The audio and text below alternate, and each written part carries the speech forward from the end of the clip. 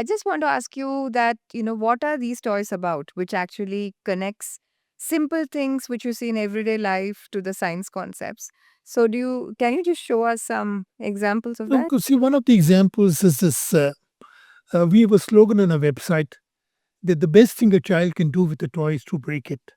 It's a very anarchistic slogan, which is very provocative. That why do children break toys? Uh, Often, when a parent buys a very expensive toy, they're afraid the children will break it. So they keep the toy away, and the children are playing with the box. Now the box becomes a better toy. So the slogan was that children are very inquisitive. They really don't want to break toys, but they want to know what is inside it. And the hallmark of a great toy is the children should be able to rip it apart. Like for instance, this is a pump with which you can inflate a rubber balloon, right? And and you can, if I keep doing like this, I can actually pop the balloon, right? And the nicest thing about this is that children can just pull it all apart, hmm? And they can satiate their curiosity. Now, what's over here is you can see that this is a film can, and we made a hole, and we just made a little flap over here. This is like a valve. If I blow from here, air can pass through. If I suck in here, stop. Go, stop. So we made a very efficient valve. This is my suction valve, and if you take another film can, on the lid make a hole and make another valve. So this is my delivery valve. So with these two valves and this white straw is just to the exit space for the air, and this is old cycle tube, a familiar daily life materials, no glass to break. And I think if children have made a pump like that, they will never forget in their lives as to how does a pump work. And this is what is it is.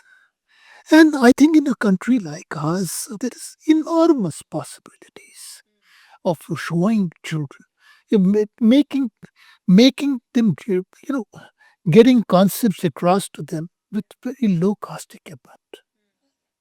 This they can play. And we did this with handicapped children. I worked for 8 years with the Spastic Society in Delhi. And every year, I would organize 80 teachers from the many schools in Delhi, which are integrated schools. In the sense, there is a St. Mary's School and Subdivision Enclave, where 25% of the children are special children who study the very progressive principle. With their hearing impairments, visual impairments, some are coming in crutches, some in a wheelchair. And this principle says these children, the special children, make my children better human beings. So nice. So these children, now a person can just operate with one hand. So we just put a rubber band around this around this uh, balloon, and with one hand you would squeeze and make it blow up. So it was very nice. So we did these kinds of workshops, and anyway, special children, slightly mildly autistic children, they require much more activities before they can understand any concept. Right. So they took it very. Some others are. This is of course. This is the levitating pencil, and they come in very many variations.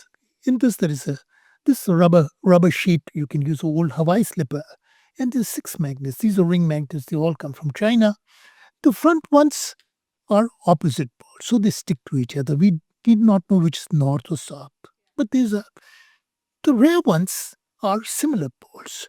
So the rare ones at the base, they're pushing this up. Right. They're kind of. So this is the front ones are attracting, the rear ones are pushing. So if I put my finger over here, this pencil is actually balancing on my fingertip. I can feel the force it's exerting, and I can make it twirl. But there's a lot of friction between the pen and my finger. So if I take a old CD, which can be very easily cut with a scissors, so this becomes it levitates, it spins, it writes. Now all over the world there are these maglev trains, and this is a model which costs less than 20 rupees. Our children get some insights into what maglev is. It's not just a word. They can relate to it.